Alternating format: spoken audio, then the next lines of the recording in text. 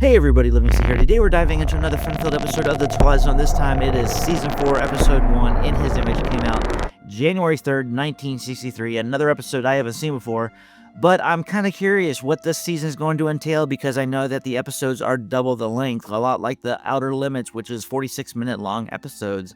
So I don't know how I'm going to take it due to the fact that I like the 23 minutes that the Twilight Zone was doing in the first 3 seasons. Curious to see if they're going to do that in the 5th season. I'm not sure if they're going to carry on or continue on doing the hour-long treatment of the episodes, but who knows other than the people who have actually watched Season 5. But Season 4, I guess it has half the episodes, 18 of them, and again, it makes me curious about Season 5. Do we have 18 episodes or do we have 30-something episodes? How about we just leave it in suspense and we'll find out in 18 weeks when we get there. But before we get started, let's jump into your comments for last week's episode and the week before last week's episode, discussing your comments on Cavender's Coming and my top 5 of Season 3. Let's start with last week's episode, Season 3, a podcast discussing my top 5, and the first one is from Natalie Compton. It's a Good Life was supposed to be about the fear of living under dictatorship. Do we even understand anything he was watching? If you have him on again, do it for reactions, not him rating them, okay? At least during the reactions you can comment about, make sure he at least understands the point of the story. Basically, he is saying he didn't think people can think anymore. Just because Chad doesn't have any imagination and can't understand the point of the stories, don't mean we lack imagination and understanding of them. Well, I'm sorry you didn't like Chad on the channel. He is one of my friends. I definitely enjoy having banter with him back and forth. He's more into the commentary when we do movies, and we're also doing amazing stories, which we need to jump back into that as well. But yeah, I mean, it just wasn't his cup of tea when it came to that. But I did kind of change him a little bit into liking the story more if you got to the end of the podcast, because he does say at the end when he does his final thoughts of his top 5 and how he had it in the order that he had them in, why it was kind of moved up the list somewhat, because he actually liked my take on it and why I enjoyed it. Natalie Compton continues on, this guy is too negative for my taste. If you put him on again, I will not be watching it. Boo. Well, again, Natalie, I'm sorry you didn't like Chad, but, I guess we can't be everybody's cup of tea. Natalie Compton continues on, setting the tone by talking about his least favorites in the beginning. Just makes me not want to watch it. Why did you start with least favorites? It began so natively. Sorry, I didn't care for this. It's okay, Natalie. I understand. I mean, I'm sure Chad had a field day with these comments, but yeah, when we did have this discussion on the podcast when we were talking about the episodes, and stating that these are my top 5 of the season of things that are just so good, it's hard to pick a top 5. And I think he was taking it as if, like, these are my least favorite compared to my most favorite. That might be interesting for next time. Maybe I'll do, like, what are my least favorite episodes and what are my most favorite episodes, like a top 3 and a bottom 3, possibly. Let me know, comment below what you think of that. But, yeah, it's just, it is what it is. I'm sorry you didn't like his banter. Natalie Compton continues on. Nothing in the Dark was very good. To be honest, there are a lot of good ones. Yeah, so many good ones out there. It's just hard to choose. There were a lot. Like, if there's a top 10, I can continue on and, like, list off all the episodes that I liked and disliked, but there's not too many that I disliked. Other than the Carol Burnett episode was just kind of whatever to me, but we're going to get into that later on. Charles Stewart, 8009, It's a Good Life was one of the best. It is one of the best. I agree with that. I definitely liked it because they ended up doing a remake of it and then continuing on with it in the early 2000s version of the Twilight Zone. So I'm looking forward to jumping into that when we get there, which is going to be a bit a ways away. So looking forward to it, though. MWA3600 says, I'm glad you gave Chad a chance to talk so we can evaluate his character, likes, interests to the limited extent. Big thumbs down. Uneducated, unexposed, anti-inspiring, anti-interesting. I'd unsubscribe from your channel if I had to tolerate 3 more seconds of him. He voices the best self-evaluation, huh? I'm sorry you guys didn't like Chad, I don't think he's stupid. He's a pretty smart guy. It's just his take, I guess, isn't everybody's take. It's just how he took it. So But yeah, I'm going to be very curious to see what he has to say about these comments. I was actually going to have him on to go over the comments today, but maybe it was a good idea I didn't. Lethal Leopard says, I'm a bit surprised and slightly disappointed that neither one of you mentioned 5 characters in search of an exit or Nothing in the Dark. Now, as I said earlier, there are so many good episodes in this season. It was hard for me to actually choose the top 5. If I did a top 10, 5 characters in Search of an Exit would definitely be up there, and probably Nothing in the Dark too. I really enjoyed both of them, and 5 characters had a very simple structure to it. You're all in just one area. Actually, it was 2 locations, but for the most part, 99% of the time, you're in this one single location with these 5 people not knowing why the heck they're in this cylinder and having to work together to figure out what's going on. Almost kind of remind me of Toy Story in a lot of ways, but yeah, I'm sorry that it didn't end up on the list this time, but I mean, it's one of those things, like maybe in 10 years, if I did this list again, would I have the same thoughts and feelings, and would I have a different top 5? More than likely, I probably would. Jonathan Stein says, Season 4 isn't as bad as everyone remembers. It mostly just suffered from the extended length, meaning most episodes meandered through too much padding, which dragged them down. Yeah, I mean, that's how I felt about the Outer Limits when I was watching those episodes. I only got up to episode 6 or 7, and I have those first 6 or 7 episodes on the channel that I reacted to and did commentary on, but I just couldn't get into the actual show itself, and I might continue on because I have the next few episodes keyed up where I can continue on. Let me know, comment below if I should continue on with the Outer Limits. I'd like to know your thoughts on that. But yeah, it's just crazy to see that they're making it longer. I actually really enjoyed what they were doing in the first 3 seasons, so it's very curious to see how it's going to be going forward with these longer episodes. Kendall Square says, I really enjoyed your pick of your top 5 episodes of the Twilight Zone series, Season 3. All of them are good episodes. Yeah, I mean, there's good episodes that didn't end up on the list, so that's just how great the season was. Well, that was it for the comments of that episode. Let's dive into Cavender coming and see what you had to say about it. MLaw3600 says, Jesse White is worth research. Start with Harvey. No one will get Jesse's importance from any one role, but over time, he's got a great catalog of fun characters. If you're is it Harvey the Rabbit we talking about with Jimmy Stewart? Was he in that one? I'll have to look that up. Kindle Square says, an okay episode like the movie It's a Wonderful Life goes to show you that happiness comes in different forms for people. Very true. Usually it's the simplistic things in life that make people happy. It's not the materialistic and the parties and being in the know and having friends in the upper echelon of society. Yeah, typically it just put me out in the middle of the woods or on a beach or somewhere with a nice view with a bunch of friends and family with a drink here and there and some good food, and that's all you kind of need, That's all the love and support you need in the world. You don't need all the devices and all the things that they have. I don't know, I'm going off on a tangent, but yeah, definitely agree with that. Jonathan Stein says, a prime example of how comedy episodes tend to not work for the show, in my opinion. It's my opinion too, Jonathan. I really am not into some of the comedic episodes, other than the one where, and I'm pretty sure it was in this season, where the man consistently kept fibbing about what he's done in life, and then he gets abducted by aliens, and it's because of his lying that he was such an astounding human being that the aliens came and said, like, we need to take you back and observe you and put you up on like a throne and basically in a zoo and then like be one of the smartest people, because they seem to like to collect smart people. And that ended up being a pretty decent episode. I enjoyed that one. It was a very comedic episode as well.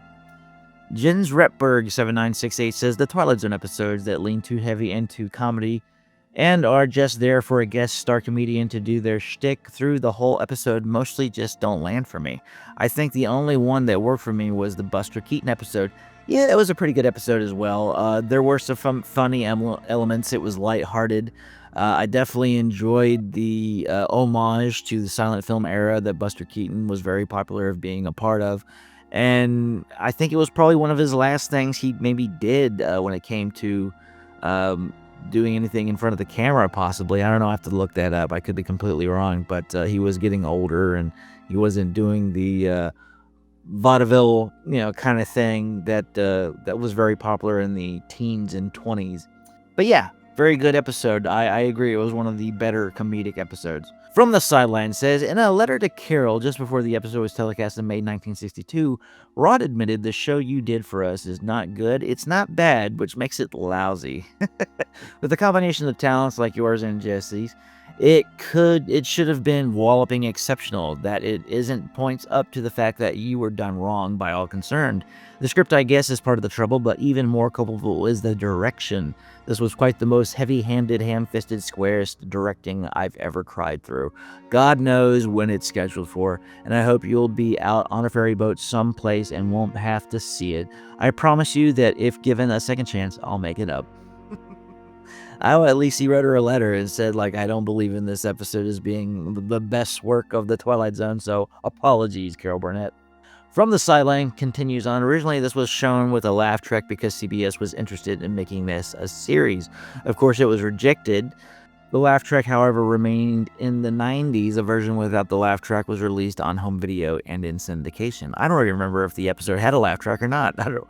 But I wasn't too fond of the episode. It was one of the lower tiered episodes of the Twilight Zone in my opinion, and I guess that's why Rod came out and said apologies to Carol. Michael Alexis Stallings says, I enjoy your reviews of the series. Have you reviewed Kolchak, the Night Stalker series starring Darren McGavin, I think it's McGavin, of a Christmas Story fame, or any of the X-Files series? I actually watched the X-Files not so long ago, so I probably won't be reacting to that one because I like to react to things I haven't really seen. And I have seen the Night Stalker series as well, but if you do come across something that I haven't seen and it intrigues me, throw it out there and I just might do that.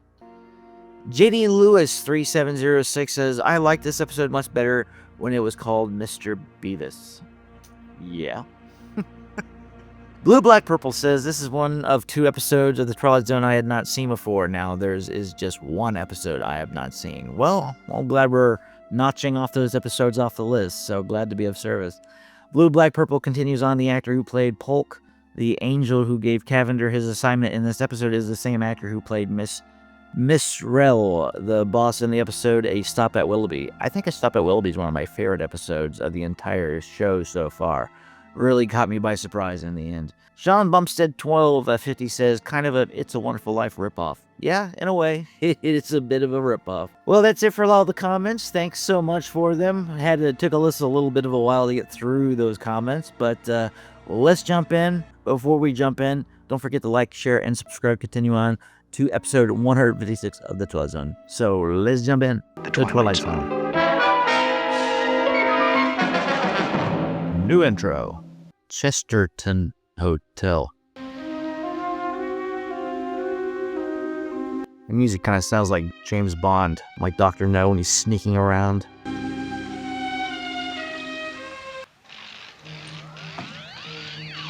What the hell?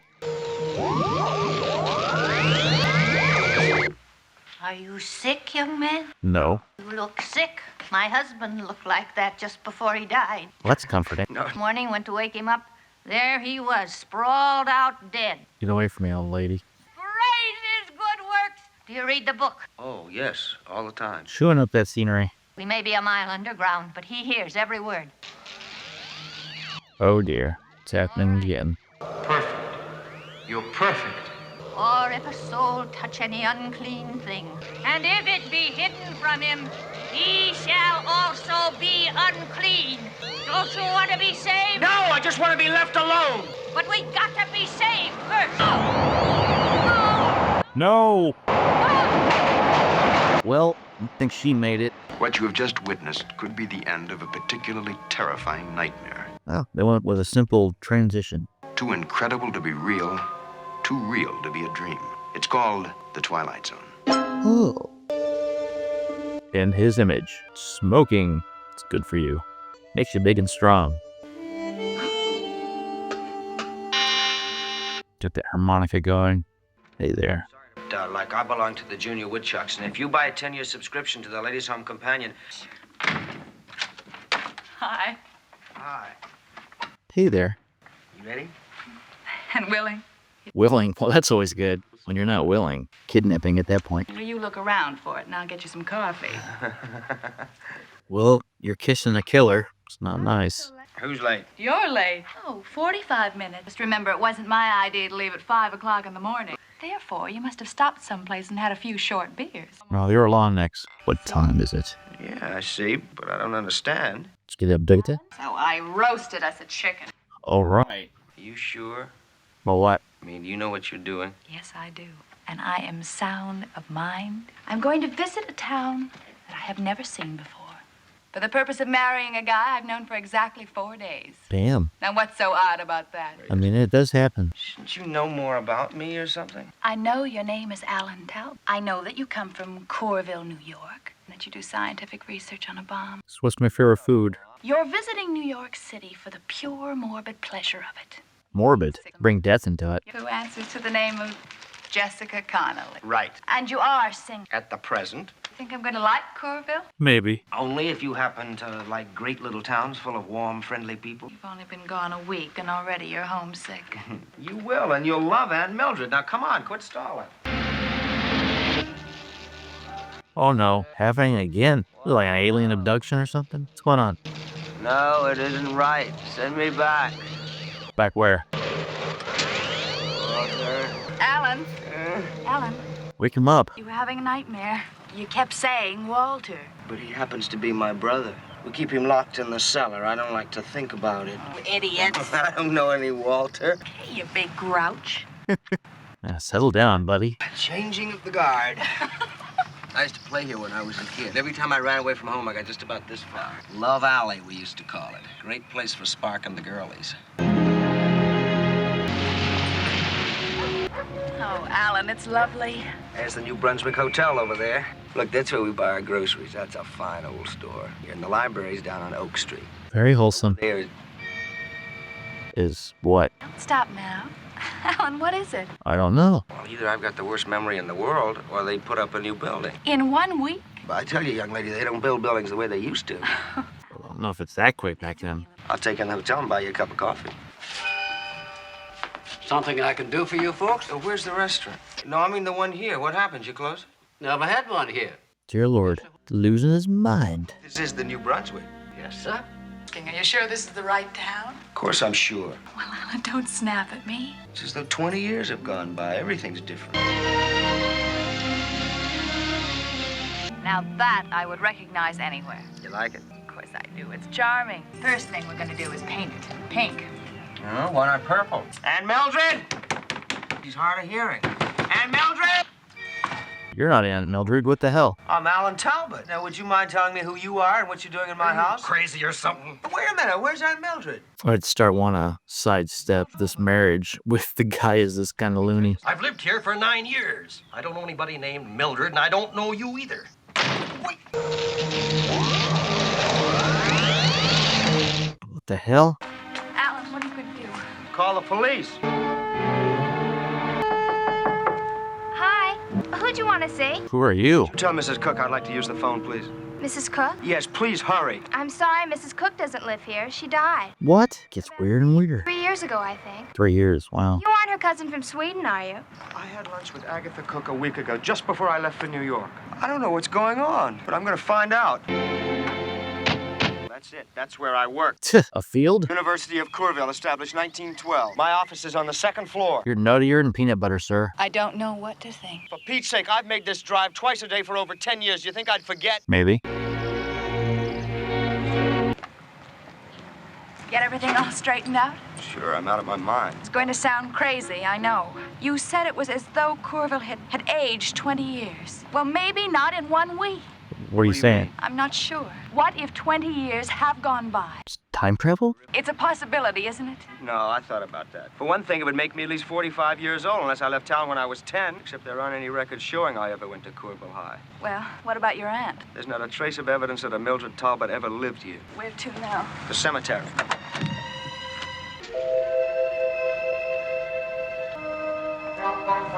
Well, ain't nobody I know buried here. My parents are buried here. Where? I can just find their graves. You should know where your parents are buried. That ain't it. Over there. Talbots have been buried in that plot for over 50 years. Hello, Copper. Survey says... not your family. Walter. Oh. Oh, Those ones? That's them, all right. Was it that big of a deal that he knocked on your door? This man says you caused a disturbance at his house. You admit it? Yes, I made a mistake. I'm sorry. You satisfied? But you better not come pestering me again, young feller. I won't. What's your name, son? Alan Talbot. You want to tell me what you're doing in Kerrville? No, don't have to. But I'd like to suggest that you take your friend to see a doctor. He looks sick. Is he kin to Walter Ryder? I don't know. Let's go, Alan. How do you feel, Alan? Not good. Rational explanation for all this. A friend of mine, Dr. Matthews, he had a patient once who couldn't even remember her own name. Suddenly she couldn't remember where she was going or why or anything. Dear God, it's happening again. Whatever this is. It's like he goes on the fritz. Maybe he's a robot. I think you should see him, Alan. Put it down, Alan.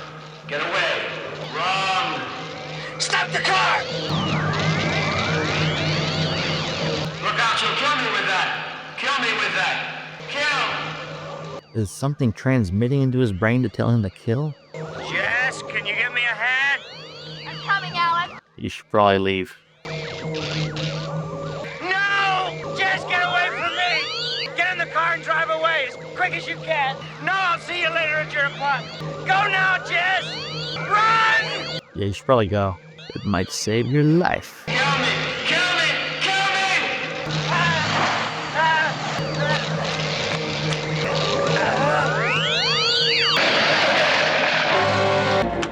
Mister, are you all right?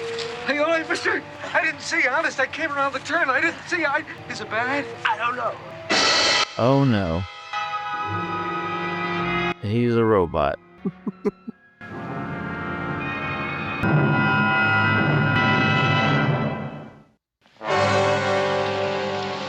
Sure you're all right, mister? Yes, I'm fine now. I still think you ought to see a doctor. No, I'm all right. See, I'm not even bleeding. I mean, I've heard of accidents where guys are hurt really bad and they don't even know it. It wasn't my fault. I mean, you admitted that yourself, but even so... I just don't want to be sued, man. Don't get sore, mister. I'm just worried about you is all. How come you were wandering around out there in the middle of nowhere? I don't know. Thank you. I'm sorry to have caused you any trouble. Yeah, no problem. Thanks for driving me to the hospital. Yeah, I'd keep looking at it too. Like, what is this? This can't be real.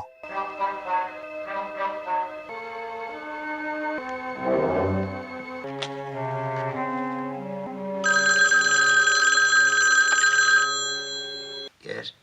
Are you all right? I don't know. Look, Jess, why don't you just forget about me? Yeah, just turn around and go the other way. Just go home, forget about him. I wouldn't stick around. I'll be at the hotel to pick you up at 9:30. You'd do that after everything that's happened? Yeah, of course. I want to marry you, man. You big balook. I didn't plan on falling in love with you. In 4 days? Dear Lord. And I'm stuck with it, for better or for worse. Well, thank you. Would you like me to come over now? No. Oh, come on. She wants to snuggle. I'll see you tomorrow morning. Good night, Jess. Try not. Good night. Peace out.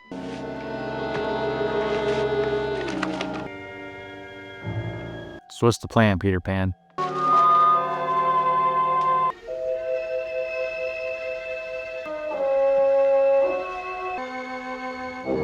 Uh-oh. Behind you! Hey now. Hello, Alan. You step out of the shadows. Show yourself. Uh-oh. It's me. I've been waiting for you. Look. I'm gonna say this is the inventor. You real? Like Data, made in his own image. Or at least the episode. Pour us a drink. Go on, sit down. There's nothing to be afraid of. By the way, you almost killed me with those scissors. Did you know that? It's a shame you didn't. And nothing ever works out right for me. See how close it was? Pretty darn. It's a hell of a gash. You already know that. You must. How else could you have found me? I looked you up in the phone book. Oh, I see. You've been to Kerrville, haven't you? Explain yourself. And you know what? That's all. Well, in that case, you better have some of that drink. Exactly 8 days ago, you were born here in this house. Wait a minute. What? I made the delivery myself. Delivery? You made it. You're drunk. Did it come out of a massive vagina? How does it work? Look, I'm in no mood for jokes, mister. Well, that's a pity, because this whole thing is a joke. Well, I'm not laughing. Wouldn't be either if I knew I was a robot. Well, you've been to Kerrville. You know that Alan Talbot never lived there. Judging from that handkerchief on your arm, I'd say you know about that, too. What do I need to tell you? Who am I? You're a robot. You're nobody, Alan. Stop it, Walter. Well, who is this watch I'm wearing? Ask me that. Who is the refrigerator in the kitchen? You're a machine, Alan, a mechanical device. I don't believe it. Yeah, it sucks. Find out you're not real. Fact is, you were born a long time ago inside my head. The others thought about joining the army or flying to Mars. I thought about one thing and longed for one thing, always. Perfect artificial man. Not a robot. A duplicate of a human being. Interesting. It's not even very imaginative for a child. Makes you wonder, at what point will they put AI in a machine like a robot that can think for itself? Ugh. My dream. I created you, Alan. Is that straight enough for you? That's pretty straight. How would you explain that? Well, it's an artificial arm. I don't know. How'd you get it? You expect me to believe I'm a machine when I know I'm not? That's ridiculous. I eat, I drink, I sleep. Didn't I tell you I wanted a perfect creation? You're right. Can't really deny all the wires and cords inside your wrist. Alan, I want you to come with me. Where? Out to the future. The delivery room. You mean where I was made? All right, let's go. Commercial.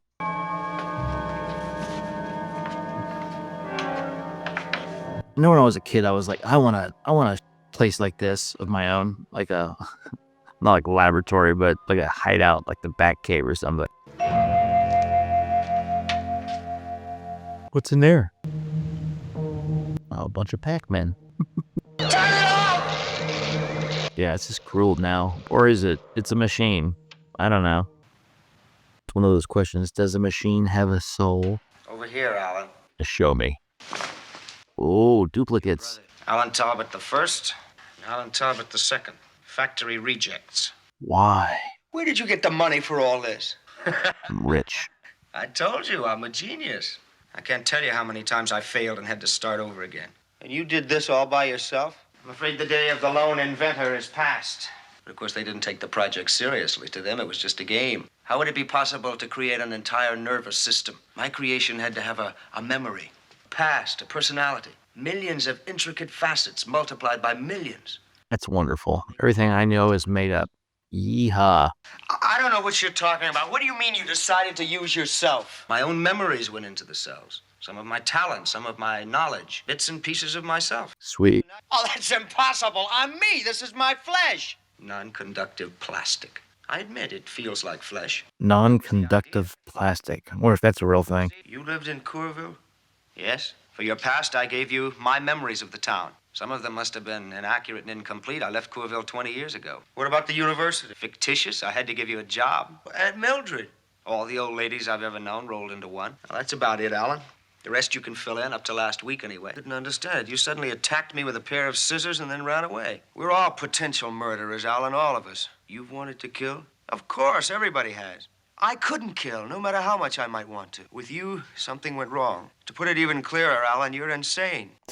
Thanks. Can I be treated? Repaired, you mean? I don't know. You saying I'm an accident?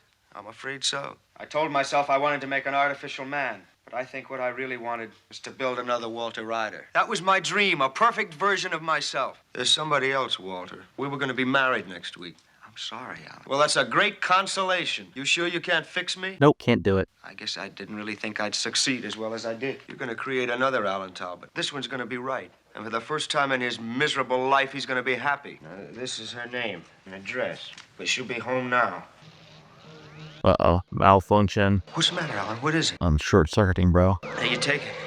Take it and get out. Leave. Hurry! Don't dilly-dally. Go. Yeah, you waited too long. Great. Now you get the right idea to go. Uh-oh. Run! Okay, which one made it? Who is it? Like I belong to the Junior Woodchucks, and, Beautiful. Come in, Alan. I believe this is the scientist. Took his place. why are you looking at me like that? I don't know. I've been so worried. I just explained it to her. Look, I'm an inventor, made a robot, take like me. You fell in love with basically me, but not. She'd be impressed. We just had a rotten nightmare, that's all. Now we're awake and everything's gonna be fine. Try to believe that? Do you? Yes. And so do I. Promise to tell me about it someday. Someday. Now, will you fix me a cup of coffee?